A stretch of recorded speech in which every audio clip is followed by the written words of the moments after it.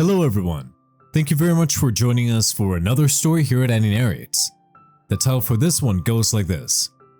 After learning the truth that my friend only asked me to be her bridesmaid so that I could arrange a nice and expensive bachelorette party, I cancel everything and the whole party is left stranded in the middle of the night.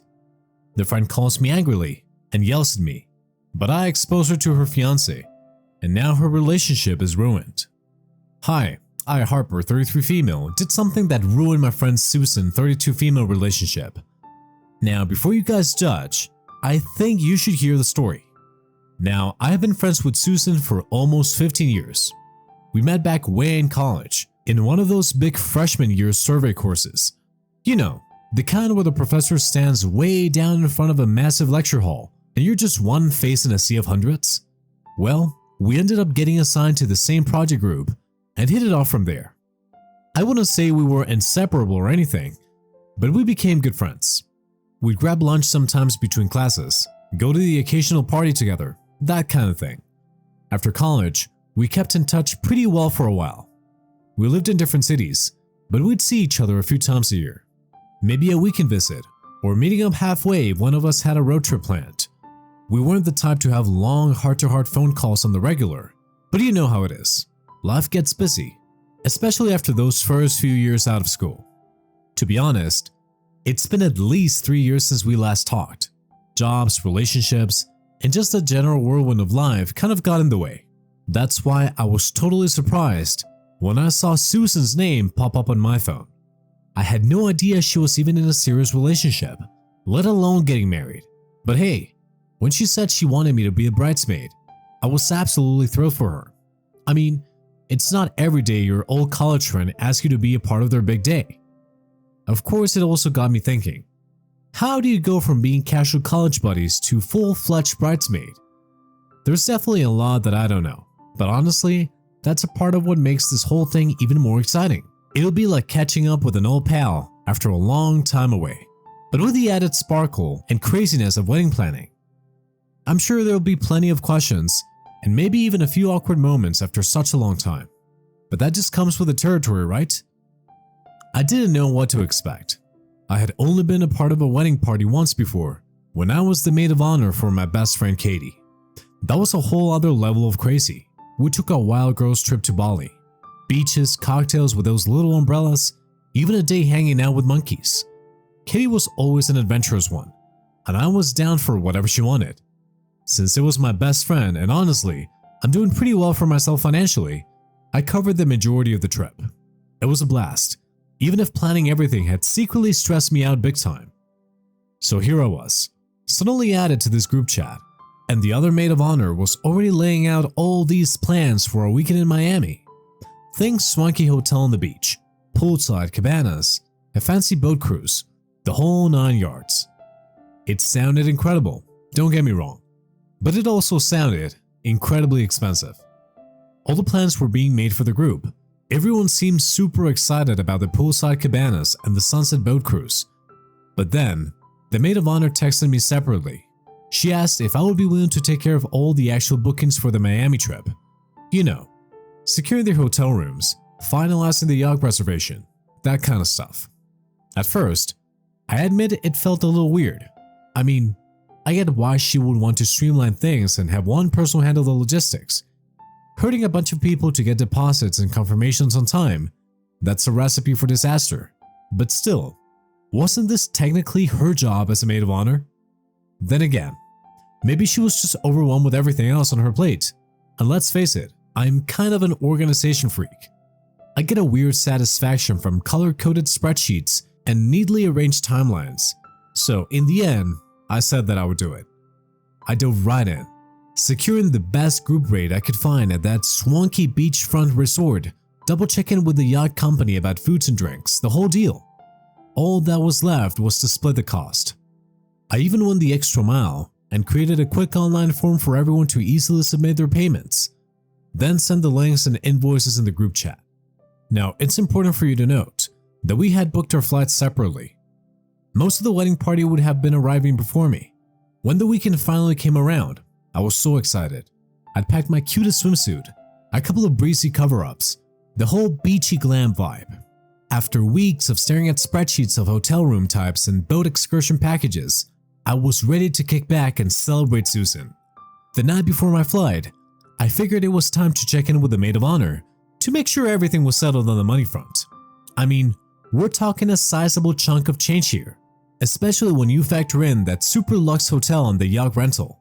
So I gave her a quick call. Hey, just wanted to double check. Have any of the girls sent their payments for their Miami trip? I tried to keep it light and casual. There was a long pause on the other end. Then she said something along the lines of it being weird to bring up money right before the Bachelorette weekend. My stomach did a little flip. I explained that it was a big amount, and honestly, I put a lot of time into getting us the best deals. I just wanted to know when I could expect to be reimbursed. That's when she dropped the bombshell. Apparently, she'd been thinking, well, since I'm pretty well off and make a lot more than the other bridesmaids, maybe I could treat this whole shindig as my gift to Susan, the bride. I couldn't believe what I was hearing. This is ridiculous, I said, trying to keep my voice steady, but honestly, I felt a mix of shock and simmering anger. Didn't we all agree expenses would be split evenly? She mumbled something about me making more money and how it would be a nice thing to do.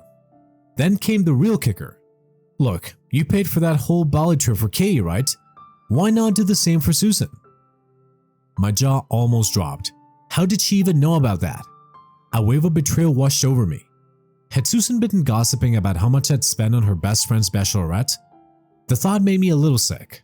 First of all, I said slowly, trying to keep my cool, I didn't pay for the entire Bali trip. Yes, I covered some major expenses, but that was different. Katie's my best friend, and everything was decided beforehand. I took a deep breath. Look, I love Susan, and I'm happy for her, but I'm not footing the bill for this whole bachelorette party. That's not how it works.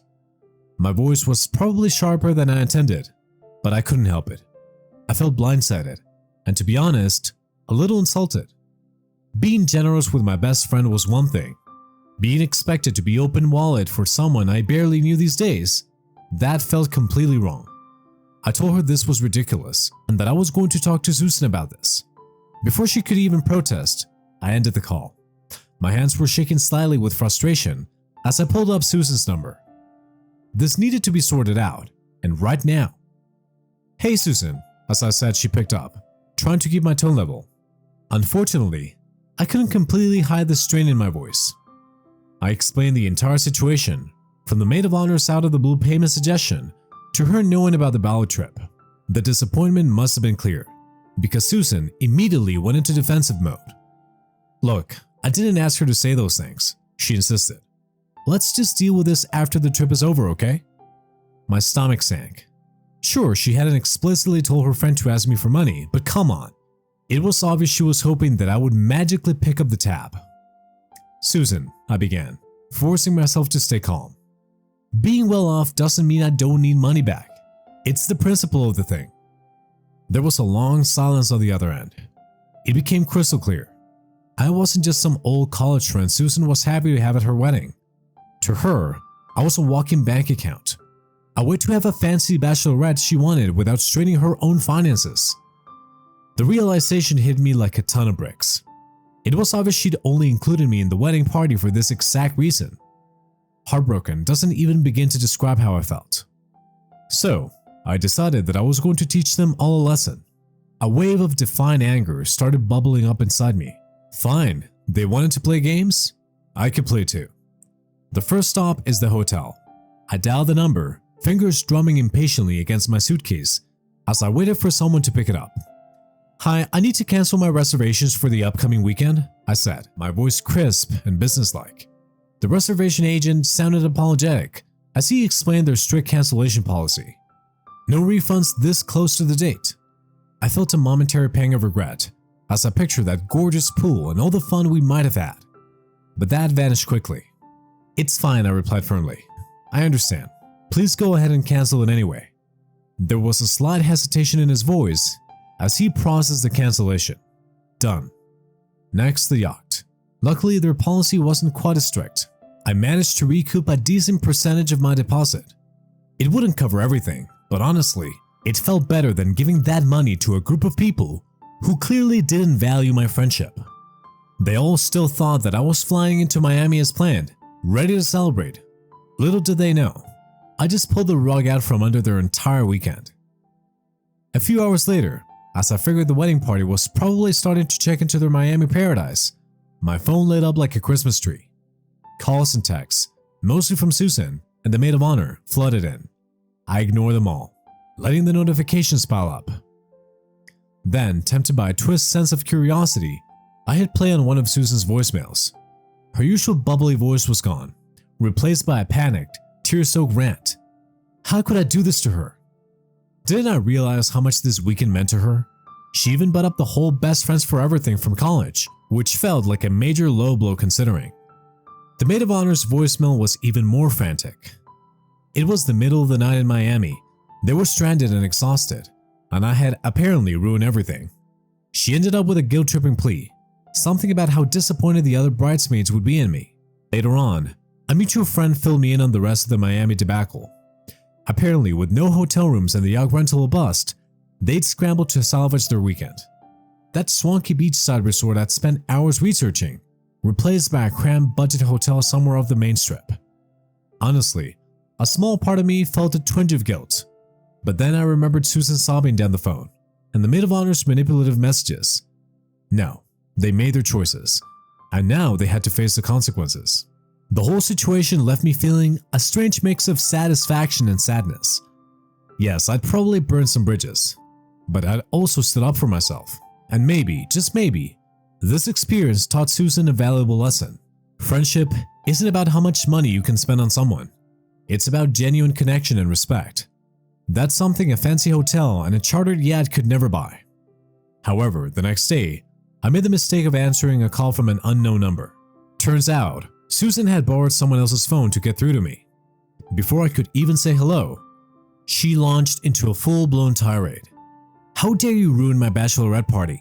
she shrieked, her voice sharp enough to cut through my phone. "Don't you realize how much this meant to me?" The wave of anger that had been simmering since this whole mess began surged through me. "Don't you realize it was wrong to expect me to foot the bill for your entire weekend?" I shot back, my voice rising to match hers. "Maybe you should have thought about that before deciding to use your friend for your own selfish purposes." There was a startled silence on the other end, and then a sputter of indignation. But then things took an even nastier turn. Susan lashed out, her words dripping with venom. "You know, I always thought you were a selfish, stuck-up brat," she spat. "Honestly, the only reason I even acted friendly in college was because I felt sorry for you. You were so pathetic, always trying to fit in." Her words hit me like a physical blow. It was one thing to argue about the bachelorette party, but this felt deeply personal. A calculated attack designed to hurt me where it mattered the most. My college years hadn't always been easy, and I'd always thought Susan had been one of the few genuine friends I'd made. The shock quickly turned into burning fury. "Go to hell, Susan," I said, my voice shaking slightly. With that, I hung up the phone, blocking her number for good measure. For the rest of the day, I tried to put the whole thing out of my mind. I had no desire to rehash the argument with Susan, and honestly, I started to doubt whether our friendship was even worth salvaging. Did I feel a little bad about the bachelorette party debacle? Sure, a tiny bit. But did I regret standing up for myself and refusing to be taken advantage of? Absolutely not. Susan couldn't stop yelling, her words slicing at me like shards of glass. But with each insult, the hurt morphed into a determined anger. Enough was enough. I wasn't just going to sit back and take this. Susan needed a serious wake-up call, and I was going to be the one to deliver it. First, I went through the voicemails again. Each one was a gem, filled with accusations, insults, and a surprising amount of self-centered whining. With a few taps, I forwarded the entire toxic collection to her fiance Richard. Then I dialed this number. His voice, when he answered, was cautious and hesitant. I wasted no time launching into my story, laying out everything, from the moment the maid of honor approached me about booking the trip to Susan's vicious tirade on the phone. Richard listened, occasionally interjecting with shocked sounds or muttered questions.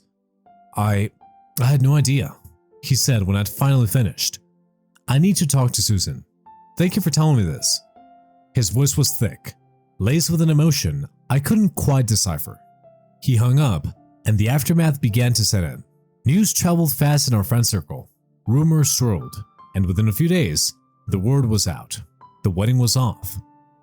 A part of me felt a twinge of guilt, even regret. I did not intend to destroy Susan's relationship, just teach her a hard lesson about valuing people. Had I gone too far? Would Richard ever understand? But then, I think back to her cruel words, the way she'd exploited our friendship, and the guilt would fade. Sometimes, drastic situations call for drastic measures, even if there's a little collateral damage along the way. While I had hoped to hold Susan accountable for her hurtful words, I never anticipated that it would lead to the collapse of her relationship with Richard. Even some of my friends believed that I took things too far. So, am I the a-hole for exposing my friend to her fiance and potentially ruining their relationship? The aftermath of calling off Susan's wedding was messy, to say the least. Once Susan figured out I'd been the one to spill the beans to Richard, I went from friend turned saboteur to full-blown villain in her eyes. My phone became a weapon in her hands. She bombarded me with relentless calls, even though I blocked her on every number she tried. Voicemails piled up, a toxic mix of pleading, threats, and outright insults. Then it escalated. Susan went on the offensive with our mutual friends. She painted me as an unhinged, jealous monster who deliberately crashed her Bachelorette and then maliciously lied to destroy her relationship. She even spun this wild tale about me secretly having a crush on Richard. The audacity!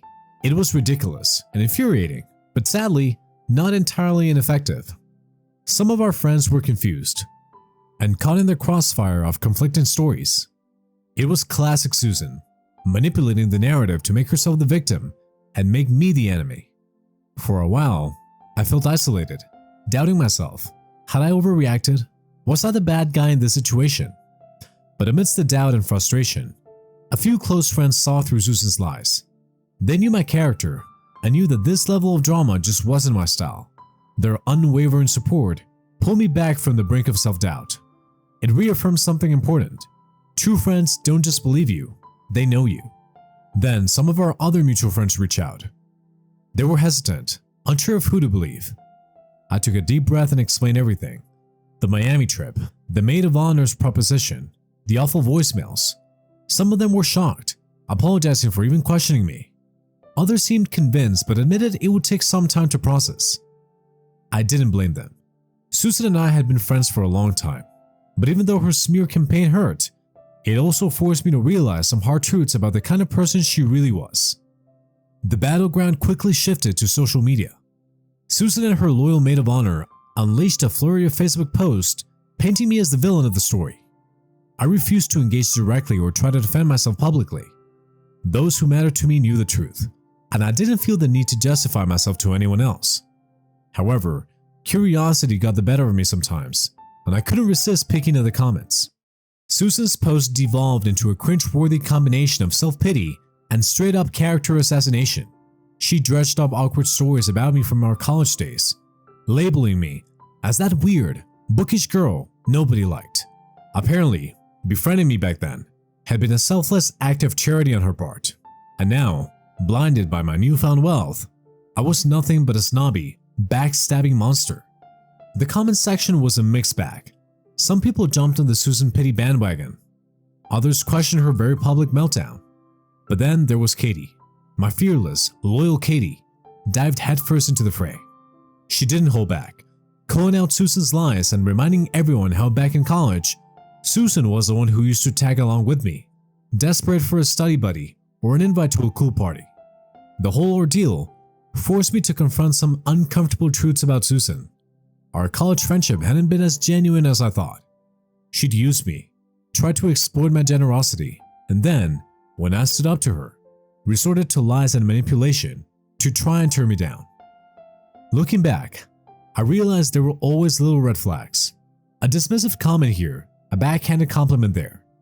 Seeing Katie defend me with such ferocity filled me with a mix of gratitude and amusement. I knew Susan would be fuming, and that thought brought a strange sense of satisfaction. Her smear campaign might have stung at first, but with friends like Katie by my side, those petty posts seemed to lose their power. Hi everyone, I have an update for you guys. It always left me a little confused about how Susan's relationship ended because of what she did to me. I mean, I understand that what she did to me was bad, but how it affected her relationship with Richard had always bothered me. I wonder what Richard saw when he looked at Susan now. Did he see the same person he thought he was going to marry? Or did he, like me, finally see through the facade? Did he regret not believing me sooner? Or was he relieved to have dodged a bullet? I thought I would never know the answers to those questions, but I did. All thanks to Katie. The mystery of why Susan and Richard's relationship crashed and burned had been nagging at me for a while. Then Katie, being the amazing friend she is, went on a full-blown detective mission. Through a crazy 6 degrees of separation connection, she managed to get some inside information.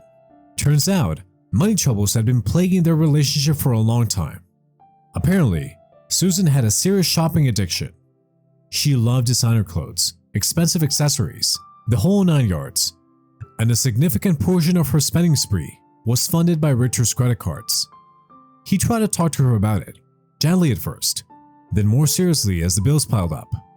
But Susan would always get defensive, accusing him of being controlling or not loving her enough. This pattern, spending, arguments, promises to change, repeated itself over and over.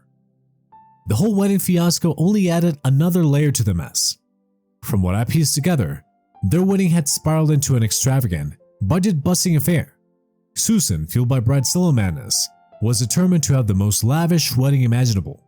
It wasn't enough to just have a beautiful dress. It had to be a designer dress. Not just any flowers, but rare orchids flown in from half across the world. The guest list ballooned, the venue changed twice, and Susan's parents, along with a very reluctant Richard, were footing the bill. The problem wasn't just the cost though.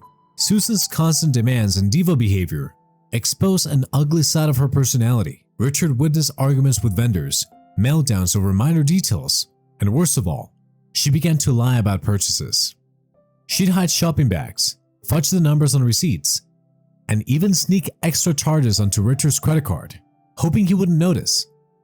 This wasn't about planning a beautiful celebration anymore. Susan had become obsessed with the illusion of perfection, with having the kind of wedding her friends would envy. But the price tag wasn't just financial, it was damaging her relationship with Richard. Trust eroded with every hidden purchase, with every unreasonable demand. Then came the Miami debacle. When I refused to be her personal ATM, Susan panicked.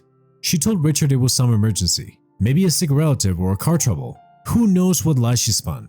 Whatever it was, he reluctantly wired her a chunk of money. Money that was probably earmarked for their wedding or even their future together. When I spilled the beans on Richard about the Bachelorette party, it wasn't just about the betrayal. This was the final straw. He realized that Susan's reckless spending habits and her willingness to manipulate him went far deeper than a canceled hotel room. The truth was, she wasn't just using her friends. She was using him too, and no amount of love could fix that kind of broken trust. Their wedding day was supposed to be the happiest day of their lives. Instead, it became the day their relationship finally crumbled under the weight of Susan's lies and her out-of-control spending. In the end, canceling a Miami Bachelorette was just the match that lit the fuse. The explosion was inevitable. Well, it's been a few months since my last update. The online drama with Susan had finally simmered down, and I had mostly managed to pull the whole mess behind me. However, as fate would have it, the universe wasn't done with our story yet. Last weekend, I found myself at a mutual friend's wedding. It was a beautiful, joyous affair, and I was determined to let loose and have a good time. But then, during the cocktail hour, I spotted a familiar face across the room. Susan. My stomach did a little flip-flop. My first instinct was to avoid any sort of confrontation. I didn't want to cast a shadow on our friend's happy day, so I made a beeline for the bar, hoping to blend into the crowd. It worked for a while, until I needed to use the restroom. As I got out of the stall, there she was, Susan, fixing her makeup in the mirror. For a split second, we just stared at each other's reflections. Did she follow me here on purpose? I wouldn't put it past her.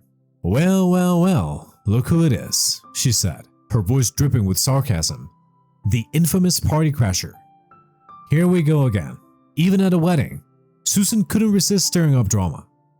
I took a deep breath, determined not to let her ruin my night. Susan, I'm not interested in rehashing everything, I said calmly. She scoffed. Of course you're not. Easier to pretend you're the victim, isn't it? Her words were starting to draw attention from other guests in the restroom. Look, I really don't want to do this here, I said through gritted teeth, but Susan wasn't backing down. It seemed like she was determined to pick a fight, even at a friend's wedding. Despite my efforts to keep the peace, it was clear that tensions were still running high between us. I clenched my fists, fighting to keep my cool as Susan's words stung like a slap in the face. Susan, let's not do this here, I urged, trying to defuse the situation before it escalated any further. But she wasn't about to back down that easily. With a scoff, she accused me of playing the victim, her tone dripping with disdain. It was like adding fuel to the fire, and I could feel the heat rising in my cheeks as the eyes of other guests turned towards us. At that moment, I realized that there was no escaping the confrontation. Susan was hell-bent on airing our grievances in public. Consequences be damned, and as much as I wanted to avoid causing a scene, it seemed like she had other plans. "Oh, you can't hide from me now," she hissed, grabbing my wrist. The force of it startled me. With a sharp twist, she pulled me towards her and pushed me. I stumbled backward, losing my balance on the slick bathroom tile, and crashed into the floor. "What the hell is wrong with you?" I scrambled back to my feet, my heart pounding. But before I could even process what had happened, she was on me again, her manicured nails digging into my hair. She yanked my head back, and I let out a yelp of pain. Instinct kicked in. I drove my elbow backward, striking her ribs. Her grip loosened momentarily, and I wrenched myself free, stumbling into the hallway. Behind me, Susan let out a shriek of rage. I didn't look back, I just ran. Susan burst into the reception hall behind me, her face twisted with fury. She started screaming, her voice echoing through the room. The crowd of guests, caught off guard, turned towards the commotion. "You ruined my life," she screeched. "You turned Richard against me. This is all your fault." Her words dripped with a twisted kind of venom. People stared, some whispered among themselves. I felt my cheeks burn with shame. I wanted to disappear, to sink into the floor, but a fierce anger began to burn inside me. Susan might try to paint herself as the victim, but everyone witnessing this scene knew better. Before I could respond, she lunged at me, her fingers reaching for my throat. Thankfully, several guests sprang into action. A couple I barely knew pulled her backward, physically restraining her as she struggled and kicked. "Get your hands off me," Susan shrieked, her voice cracking. "This B-word deserves everything she's getting." The scene was chaotic. Our friend, the bride, looked absolutely horrified. Through tears, she apologized profusely, saying she'd never imagined anything like this happening at her wedding. I assured her it wasn't her fault. Security arrived within minutes. Susan was still ranting, her mascara smeared and her perfectly styled hair disheveled. As they escorted her out, I watched her go, a strange mix of adrenaline and sadness washing over me. This wasn't just the end of our friendship. It was the day Susan revealed her true self to everyone. A desperate and toxic person spiraling out of control. Afterward, the wedding reception continued, a bit subdued, but still filled with love and support for the newly married couple. Friends surrounded me with hugs and words of sympathy. It was far from the night that I'd imagined, but I realized something important. Susan might have tried to ruin my reputation, but in the end, she only ruined her own. That was it for today's story. Thank you very much for listening. Smash that like button for me and subscribe for more stories. Thanks again, and we'll be seeing you in the next one.